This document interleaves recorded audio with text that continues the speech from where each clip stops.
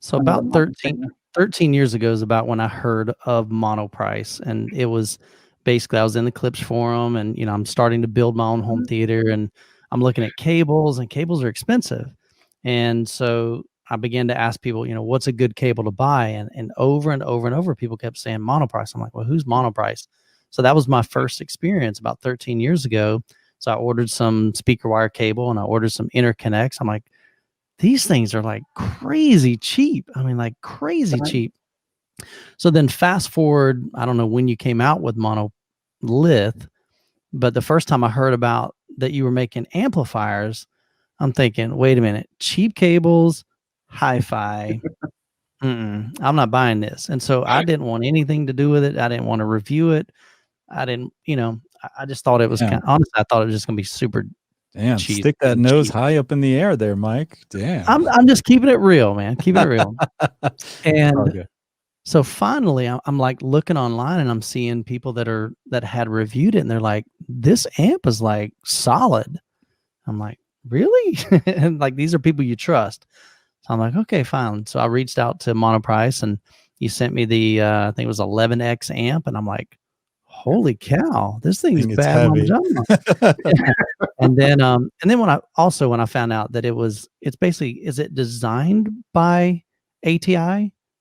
Like, what's the relationship between ATI and the amplifier there? Do you know that? Yeah, I mean, so they manufacture our amplifiers for us. And I would love to say it's to my spec, but how the hell am I going to tell them how to build an amplifier? These guys are the best in the business, right? Yeah. So the only, I have hardly anything to offer them other than, some of the aesthetic design and how it looks. Obviously I know it's going to perform extremely well. And, to your point about thinking about buying this stuff from Monoprice, right? This type of product, I know it has to sort of over deliver. And so I wanted to work because I would have the same outlook. Like, I don't know, man, might as well get it from, so all of the monolith stuff, really, it's a struggle to have it over deliver for the price we put it out.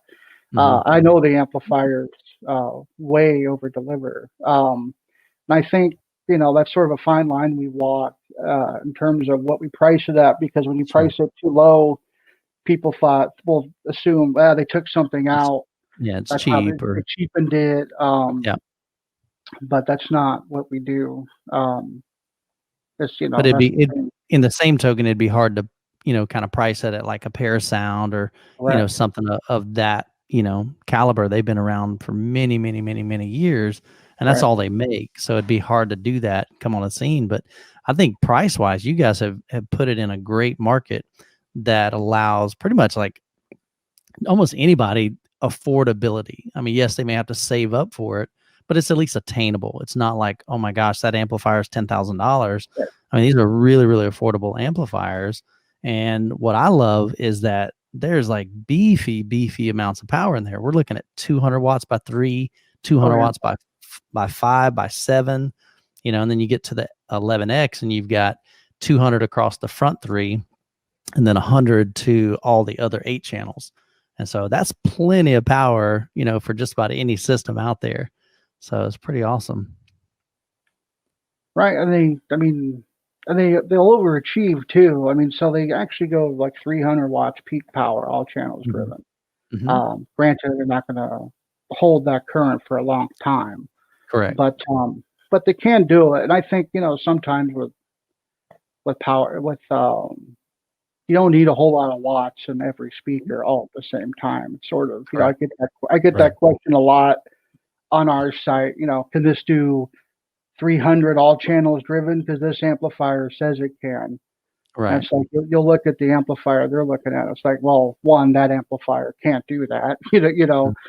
Two, it is only in a rare circumstance where you're going to need 300 watts from all 7 or 11 channels at the exact same time. Yeah. I know. I don't know what you'd be watching. Yeah. No, not any movie I could think of, but Space shuttle launch. That's what I was thinking. Space shuttle launch. Something like that. Yeah, maybe, right? But like all of your channels are going nuts, man. But how long is that going to be for? 10 seconds, Right. 15 10 seconds, seconds again. maybe 30. I don't know. I mean, the extra power comes in handy for transients. I mean, that's basically from, gives you your dynamics. But right, that headroom is awesome. If you actually put most amplifiers, watching like TV, you're probably using, I mean, you guys know this, 3 watts or something like that most of the time, 10 watts at most, So the 200 watts only come when you're really cranking it and kind of showing off your gear. So what do you think the benefit to somebody that's kind of new, or maybe they're considering wanting to add an amplifier to their setup? Like, why would they want to buy an amplifier versus just getting a receiver that has a lot of wattage in it? So, well, for the most part, a receiver amplifier has been, not dumbed down might not be the right word, Sure. but it's not the strongest point of a receiver. When everything is in one box, usually something's been cut. Right. And honestly, the receivers, which take in the brunt, if you look at, or the amplifier sections, what takes the brunt. Right. If you look at, I mean, one, interesting way to look at it, if you look at the weights of receivers from a lot of brands and you go back 7 years, you see the receivers get lighter and lighter and lighter and lighter. No, totally. And that's because the transformers are getting less and less and less and less. So I think, even a cheap receiver's front end is not bad. So, and you can add an outboard amplifier and, open up your system quite a bit, depending on the amplifier you have. I mean, some receivers do have good amplifier sections, right? I mean, they're not all terrible. And so I think it depends on your gear, but they can make quite a bit of difference. The monolith amplifier, has a really tremendously low noise floor. It's like minus 120 dB, so it is a jet black background to whatever you add. So, and for me, it just in my system, it'll add a whole bunch of, even to the NAD when I added the monolith, it just opened up the dynamics quite a bit. Even though the amplifiers at the NAD they're good, especially for a receiver, they're probably better than good.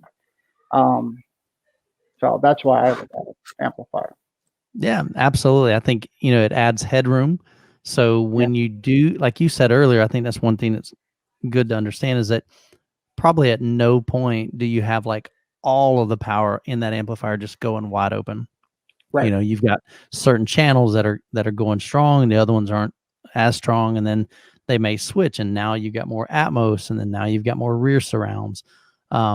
But to have that headroom, you don't have to worry about that amplifier like clipping. You don't have to worry about it running out of gas during those big explosions. You can be, at a dead quiet scene, and then in an instant, the whole place blows up, man. And stuff is flying around. You've got Atmos engaged.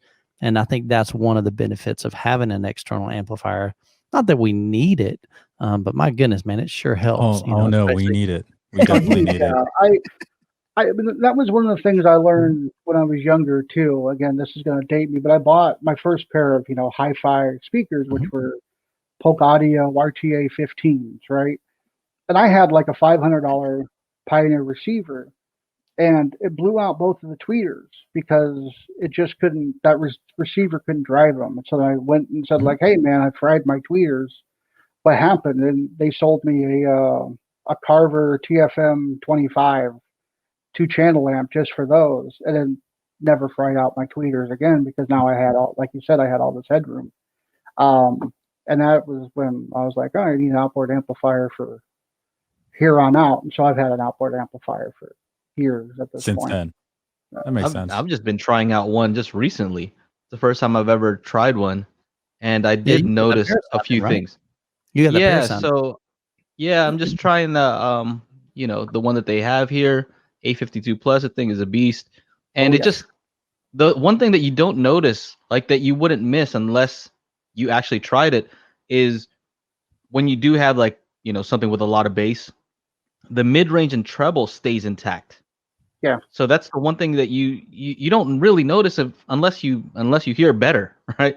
But like the bass hits and all the other stuff still sounds clear because the bass is not robbing it of power, right? So it's almost like you're saying more dynamics. It sounds less compressed. Yep. It's kind of crazy.